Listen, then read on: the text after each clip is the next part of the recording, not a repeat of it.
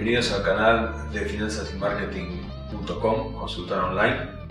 Les invito a suscribirse al canal y activar las notificaciones para estar al día con nuestras publicaciones. En este video vamos a continuar con el curso de Introducción a la Dirección Financiera. Así que comenzamos. Vamos entonces ahora con el tema 3. El riesgo en la selección de proyectos de inversión. Vale. Vamos a ver. Existen básicamente dos tipos de riesgos. Uno, el propio único y específico, y el otro, el riesgo de mercado. El primero, el propio único y específico, se debe a acontecimientos que solo afectan individualmente a la empresa y a sus competidores más cercanos. ¿Vale? Digamos, son acontecimientos que pueden darse que tengan que ver con regulaciones, con problemas de demanda, etcétera, que tienen que ver justamente con cada uno de los sectores de forma independiente. Luego está el riesgo de mercado, que son los acontecimientos macroeconómicos que afectan al mercado de forma global. Estos dos aspectos estos dos tipos de riesgo son básicamente a lo que nos vamos a enfrentar cuando realizamos una inversión. ¿Vale?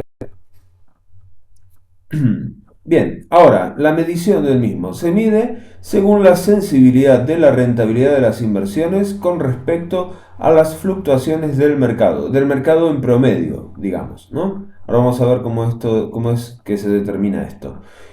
Existe una relación muy estrecha entre riesgo y rentabilidad. Cuanto mayor sea el riesgo, mayor será la rentabilidad esperada. ¿Vale? Esto ya lo hemos mencionado y siempre debemos regirnos por esta relación. ¿Vale?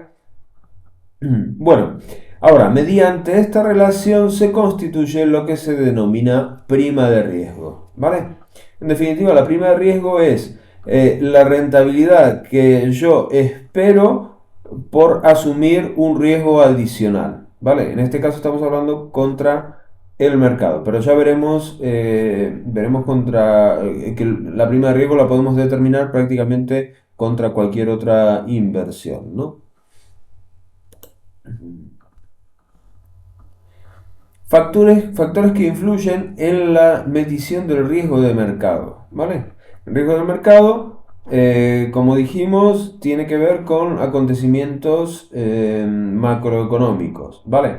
Entonces, en esto influirán tipos de interés, nivel de gasto público, la política monetaria, los precios de los carburantes, tipos de cambio, etcétera, ¿vale? Todos estos factores pueden hacer que el mercado en general produzca movimientos y que bueno, afecten a nuestra inversión. Independientemente que no haya ningún acontecimiento especial relativo al riesgo propio, único y específico que vimos en primera instancia, ¿no? Entonces, la medición de riesgo de mercado se realiza mediante la elección de una cartera de mercado que contenga todo tipo de títulos. Aquí nos dice, utilizando una cartera amplia y variada, eliminamos del análisis el riesgo propio o individual de las empresas, ya que éste se diluye entre la información de todas las empresas del mercado. Vale, nosotros estamos buscando, en definitiva, cómo se mueve el mercado en promedio, ¿vale? Cómo reacciona a los diferentes acontecimientos el mercado en promedio. No nos interesan, como vimos aquí, los acontecimientos individuales. Vale, para formar esta cartera modelo, digamos que a nivel mundial está estandarizado que una cartera modelo está perfectamente representada por el índice Standard Poor's Composite Index, como lo llaman, el SP500 o Standard Poor's 500. Vale, ¿Por qué se lo toma como oficialmente, digamos, la cartera modelo de mercado? Porque aquí hay empresas de todo tipo que invierten en todo el mundo, de distintos sectores, incluidos los financieros, ¿vale? Eh, y a su vez, estas entidades financieras u otro tipo de empresas que están aquí tienen inversiones inmobiliarias, tienen inversiones en bonos, en acciones de otras compañías, etcétera. Con lo cual cumple con esta, digamos, con esta premisa. Una cartera de modelo de mercado debería contener activos de la economía mundial, acciones, bonos, títulos extranjeros, activos inmobiliarios y etcétera. Aquí estarían faltando divisas, estarían faltando materias primas, es decir, toda una serie prácticamente todos los activos de importancia que hay en el mundo están recogidos, como dije, por el mix de empresas que conforman este índice, con lo cual podemos darlo por bueno y podemos darlo como válido para el comportamiento del mercado global, ¿vale? Bueno, a partir de aquí entonces vamos a empezar con los análisis intentando calcular los riesgos, poder cuantificar los riesgos de las inversiones. En principio, vamos a ver el concepto de diversificación. Cuando nosotros diversificamos, lo que hacemos es invertir un determinado patrimonio o un determinado capital en diferentes empresas. Vamos a hablar, si estamos hablando concretamente de acciones, vamos a decir, en diferentes tipos de empresas. Algunas pequeñas, otras grandes, unas de un sector de materias primas, otro de comunicaciones, otro de entidades financieras, etcétera. ¿Vale? Es decir, nuestro capital lo distribuimos en distintas empresas. De esta forma lo que hacemos es reducir el riesgo individual. Es decir, si nosotros tomáramos todo ese dinero y lo pusiéramos en una sola empresa, estamos a merced de lo que digamos, nuestra inversión total está a merced de lo que haga esa empresa de forma puntual, ¿vale? A lo que le suceda a esa empresa. Es el riesgo individual. Entonces, diversificando lo que hacemos es justamente reducir ese riesgo individual en el total de nuestra cartera, ¿no? Luego, si nosotros diversificamos, no eliminamos el riesgo del mercado. Es decir, si nosotros invertimos en una serie de acciones de distinto tipo, diversificamos y resulta que hay un acontecimiento mundial que hace derrumbar al mercado de forma global, nosotros de eso no nos vamos a librar, ¿vale? Eso nos va a afectar y probablemente tengamos pérdidas. En definitiva, lo que los inversores buscan cuando diversifican es justamente asumir solamente el riesgo de mercado, no asumir el riesgo individual, ¿vale? Intentan ganar justamente lo que el mercado, la rentabilidad que el mercado de forma global les proporcione. Y por último, a los inversores que diversifican les interesan y estudian el efecto que tiene cada título en el total de su cartera. Es decir, que van a analizar cómo, según el peso que tenga cada inversión de cada empresa, van a constituir una regla para no asumir mayor riesgo del que consideren necesario, ¿no? Entonces siempre lo van a tener controlado. Ahora bien, de aquí surge digamos, la disyuntiva entre qué tipo de inversiones hacer. En acciones agresivas o en acciones defensivas. Las acciones agresivas son las que tienen más variabilidad que la del mercado. Y las acciones defensivas son las que tienen menos variabilidad que el mercado. Entonces, ¿qué quiere decir? Que cuando uno hace inversiones en una o en un conjunto de acciones defensivas, lo que está haciendo es sacrificando rentabilidad esperada, pero asegurándose que si el mercado se comporta de forma global se comporta mal, sus acciones se mueven menos que el mercado, con lo cual sus inversiones no se verán demasiado afectadas, aunque el mercado en general caiga, ¿vale? Por el contrario, las acciones agresivas se moverán más que el mercado. Entonces, si alguien invierte en una o en un conjunto de acciones agresivas, lo que estará expuesto es a mayores movimientos que los del mercado, ¿vale? Todo esto siempre, cuando hablamos de riesgo, hablamos de posibilidad de pérdida, pero siempre esto acompaña a una posibilidad de rentabilidad mayor, ¿no? Entonces, aquí estaríamos arriesgando mucho, pero con una expectativa de rentabilidad alta, y aquí arriesgando poco y con una expectativa de rentabilidad más baja.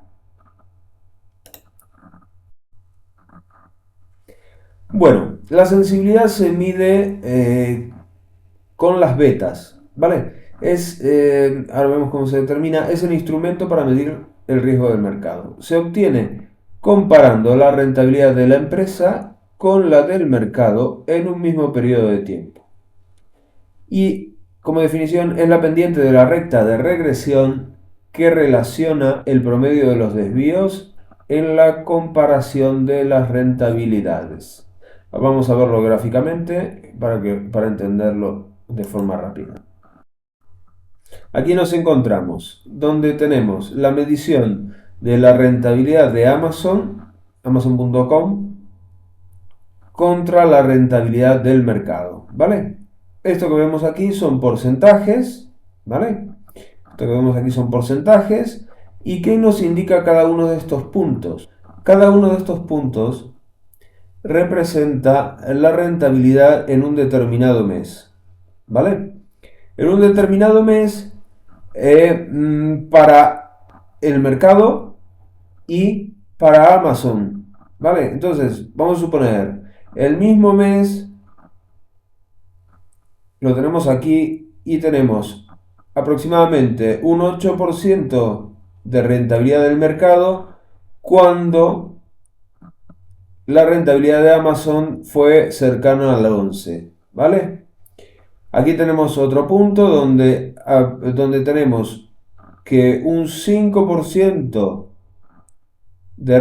cuando se dio un 5% de rentabilidad en el mercado, el SP500 básicamente, que es lo que tomamos como referencia, Amazon.com tuvo un 25% de rentabilidad. Aquí tenemos los datos positivos, aquí los negativos.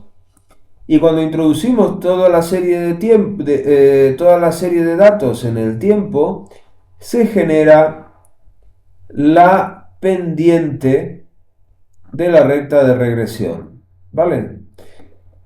La pendiente de la recta es la beta, ¿vale? Si la beta es mayor a 1, quiere decir que estamos ante una acción agresiva, ya que se mueve más que el mercado en promedio, ¿vale?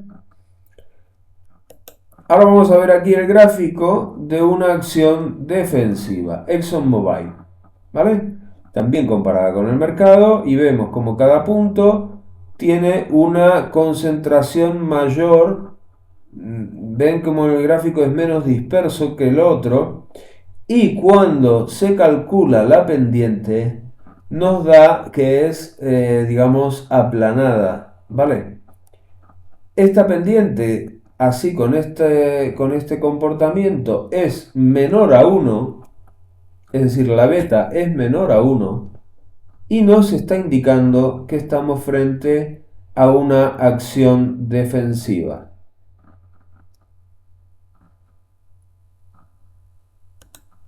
¿Vale? Aquí tenemos los ejemplos de las dos. Amazon, una beta de 2,49 y Exxon, una beta de 0,41.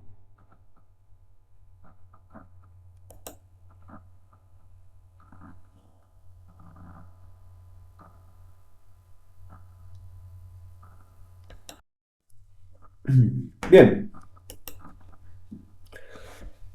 Ahora, cuando nosotros tenemos una inversión dividida en varios títulos, es decir, conformamos una cartera de inversión, esa cartera de inversión también tiene una beta. ¿Vale? Y como dice aquí, es un promedio ponderado de las betas de los títulos que la componen. Vale, aquí tienen la definición y nos vamos aquí directamente aquí abajo. Así, una cartera formada al 50% entre Amazon y ExxonMobil tendría una beta de 0,5 por 2,49 más 0,5 por 0,41. ¿Vale? Esto tiene que ver 2,49 y 0,41 es la beta de cada una, de Amazon y de Exxon. Y 0,5 porque sería la mitad, el 50% de la cartera con una y el 50% con la otra. Vale. Aquí nos dice, una cartera bien diversificada con beta baja inferior a 1 casi no tiene riesgo propio o específico y se halla relativamente a salvo de los movimientos del mercado. Por supuesto, toda cartera bien diversificada con todo tipo de acciones con una beta media de 1 tiene la misma variabilidad que el mercado. Es decir, lógicamente, como lo vimos en las gráficas, si la beta es 1, quiere decir que la acción o la cartera, si estamos analizando una cartera, se mueve exactamente igual que cómo se mueve el mercado. ¿Vale? Ahora bien, como cartera de inversión, también tienen el mismo comportamiento los fondos de inversión. ¿Vale? Los fondos de inversión, en definitiva, hacen lo mismo, diversifican la inversión, lo que pasa que no solo de una persona, sino de varias al mismo tiempo. ¿Vale? Entonces, fondos de inversión se constituyen para proveer a los inversores de una adecuada diversificación y una gestión profesional de una cartera de valores. Actúan como cooperativas de inversión. ¿Vale? Cada inversor pone dinero en el fondo y luego hay un gestor profesional que se ocupa de realizar las inversiones, ¿vale? De comprar y vender en los momentos que considera oportunos. Bien, las rentabilidades vuelven al inversor según la proporción correspondiente a su participación en el fondo, ¿no? Es decir, si el fondo gana 100 y tiene un 10% del fondo, o sea, un 10% del valor del fondo es del inversor, su beneficio va a ser de 10, ¿vale? Si gana 100, se llevará 10 porque es su proporción en el fondo de inversión. Se asegura diversificación y gestión profesional a un bajo coste. Vale, porque esto, si bien tienen comisiones, son relativamente bajas, ¿no? Y si alguien tuviera que pagarle a un gestor profesional para que esté pendiente de su inversión, exclusivamente de su inversión, probablemente el coste sea bastante más alto, ¿no? Entonces, por eso es que también se recurre a los fondos. Y luego hay de distintos tipos para todo tipo de mercados y todo tipo de inversores. Vale, el fondo dice, se diseña, se le pone un nombre y se comercializa. Y ese fondo dice claramente en qué tipo de inversiones tiene permitido hacer el gestor. Es decir, empresas de máxima calificación crediticia, en acciones, en bonos, en deuda, en materias primas, etcétera, en distintas zonas geográficas, ¿no? Todo esto va a venir definido en el fondo de inversión cuando se constituye, se registra y obviamente se pone a la venta como producto financiero, ¿no? Entonces, bueno, esto siempre funciona de esta manera.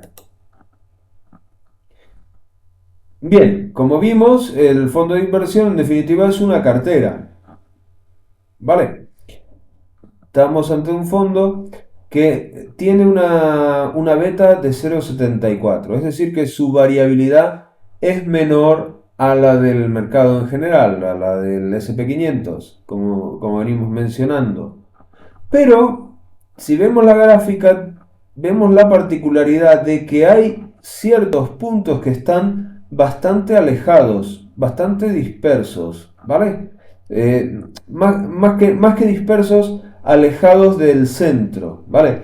¿Esto qué quiere decir? Que el fondo en su conjunto es un fondo que podríamos denominarlo defensivo, ¿no? Pero dentro de su composición tiene acciones agresivas, ¿vale? Tiene algunas acciones que evidentemente tienen un comportamiento agresivo, se mueven más que el mercado. Lo que pasa es que quizás el peso que tengan dentro de la cartera global del fondo no sea muy alto, por lo tanto, digamos que el riesgo que se asume es puntualmente más alto, pero el fondo en promedio sigue manteniendo la pendiente del 0,74, la beta del 0,74, ¿no? Ahora, aquí tenemos representado el fondo Vanguard 500, ¿vale? Que está diseñado para seguir el comportamiento del SP500, ¿vale? Invierten básicamente en acciones del SP500 y con una distribución, bueno, que obviamente el gestor cree adecuada, ¿no? ¿Y cuál es el resultado? Que claro, la mayoría de los puntos están encima de la recta, ¿vale? De la recta de regresión. Están encima de ella. ¿Por qué? Porque su variabilidad es casi coincidente con la variabilidad del mercado, ¿vale? Y este fondo podemos decir que tiene una beta 1, ¿vale? De esta forma apostamos a obtener la rentabilidad que nos dé el mercado en promedio, sin asumir riesgos extras y, bueno, expuestos a lo que al índice en general o al mercado en general le suceda. Si les ha gustado el video, den un like y recuerden suscribirse y activar las notificaciones para estar informados de las nuevas publicaciones del canal. Para conocer más sobre nosotros, les invito a visitar nuestra página web donde podrán contactarnos y contratar nuestros servicios. Un saludo.